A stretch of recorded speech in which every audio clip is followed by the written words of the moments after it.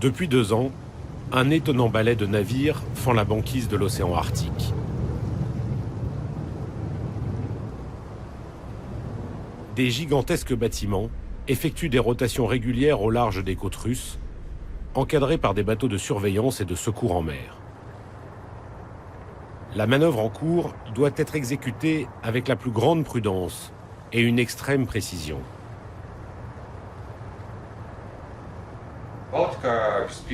Nous supervisons le chargement de pétrole brut en provenance du terminal.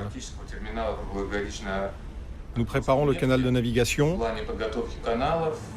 Nous transférons le mètre d'amarrage à bord du tanker. Mais notre fonction principale, c'est de parer à toute fuite de pétrole. Ce jour-là, le Baltica escorte le Sturman Maligin. Il fait partie d'une flotte de 6 tankers brise-glace russes, transportant l'or noir vers l'Europe et l'Asie.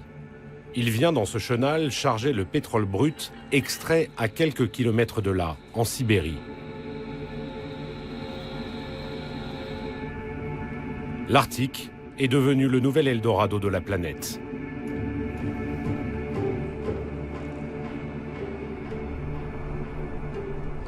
La Russie extrait de cette région un quart de son pétrole, 80% de son gaz naturel et des minerais comme le nickel, le cobalt, dans des conditions climatiques extrêmement difficiles.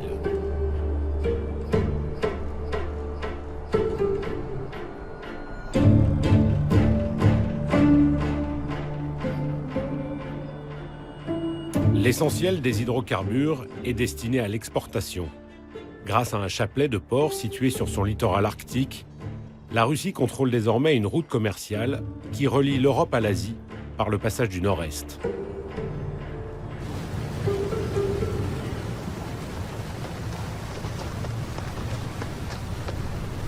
Cette course aux richesses naturelles était impensable il y a encore 20 ans. Mais la fonte de la banquise rend la navigation sur l'océan Arctique plus facile et l'évolution des technologies permet même de forer dans des conditions extrêmes.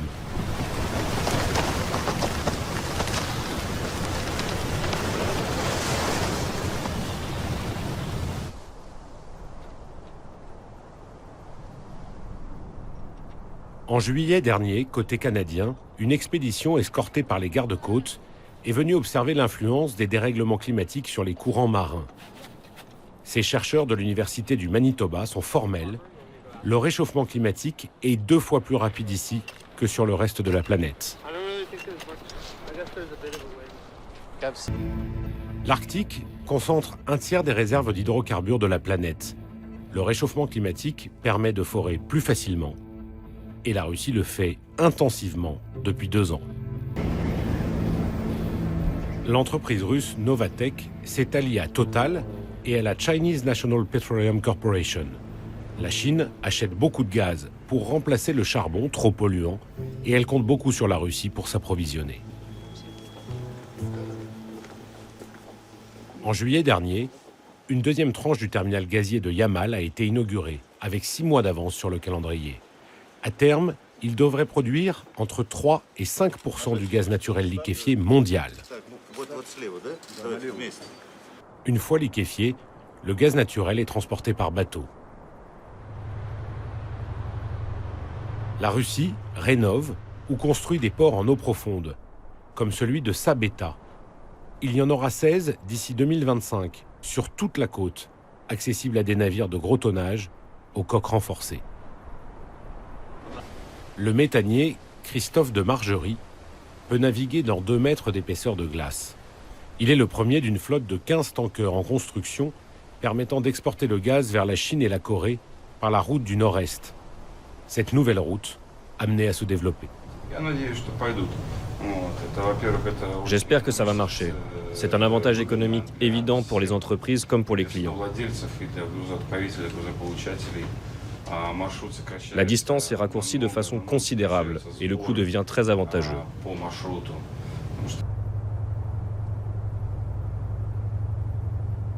La Russie construit aujourd'hui des routes comme celle-ci, longues de 350 km, reliant 2 grandes villes de la péninsule de Yamal. Mais elle bâtit aussi des ports, des aéroports. Les investissements de la Russie dans cette zone ne datent pas d'aujourd'hui. Le port de Doudinka, sur le fleuve Yenisseï, ravitaille le centre minier et sidérurgique de Norilsk depuis les années 30. Ce centre métallurgique, le plus grand au monde, fait aussi de Norilsk la ville polaire la plus polluée par les métaux lourds et le dioxyde de soufre.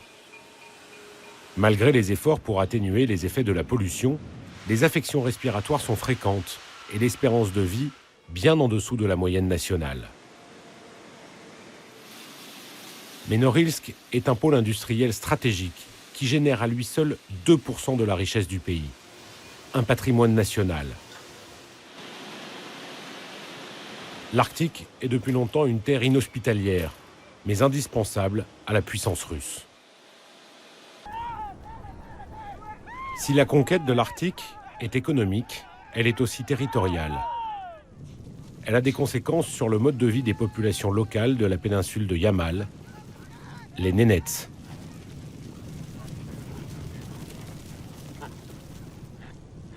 C'est l'ethnie la plus importante de Sibérie.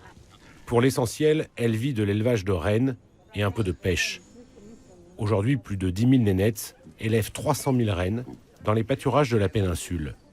Sous leurs sabots, les énormes gisements de gaz et de pétrole.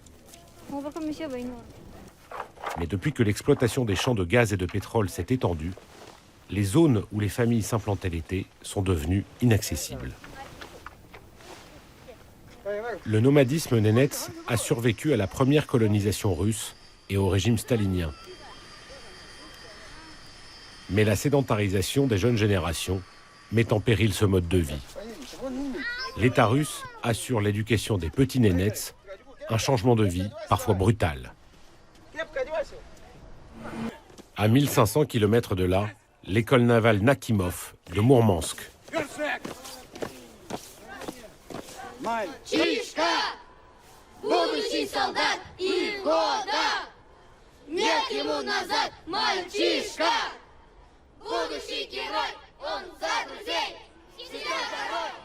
Ces 5 dernières années, 9 écoles de cadets comme celle-ci ont vu le jour sous l'impulsion de Vladimir Poutine. La conquête économique de l'Arctique s'appuie sur une présence militaire forte. Le président russe a créé une force spéciale arctique de 6 000 hommes afin de contrôler l'ensemble du territoire, mais il a aussi renforcé la marine.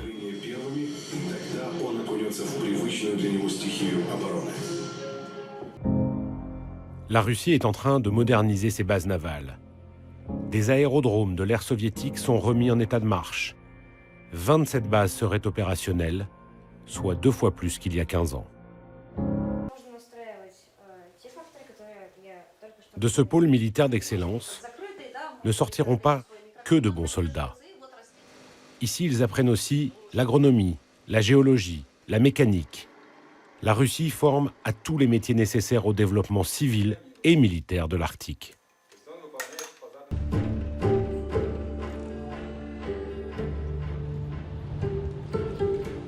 C'est par l'économie polaire que les États-Unis comptent rattraper la Russie.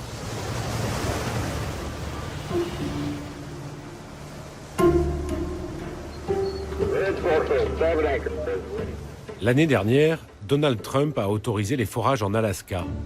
Ils étaient interdits sous le mandat de Barack Obama. Désormais, l'Amérique se soucie moins du réchauffement climatique ou de la pollution et beaucoup plus de son approvisionnement en pétrole. Les gardes-côtes, piliers de l'armée américaine, recevront de nouveaux navires d'ici 2022 pour assurer l'intégrité de leurs eaux territoriales.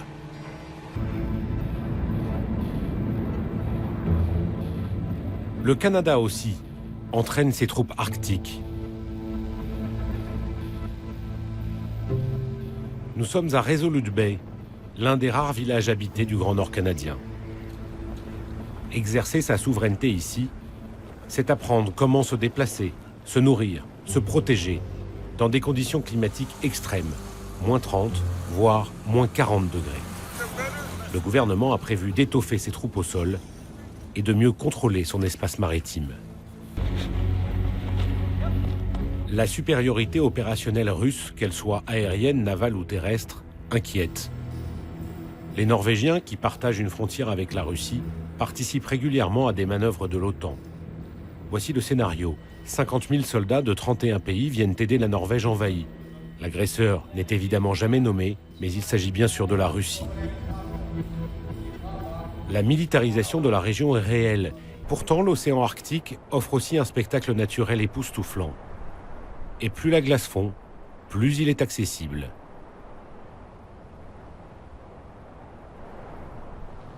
Sa beauté naturelle en fait une attraction touristique de premier plan. Rien qu'au Groenland, plus de 100 000 croisiéristes ont navigué au milieu des icebergs l'année dernière.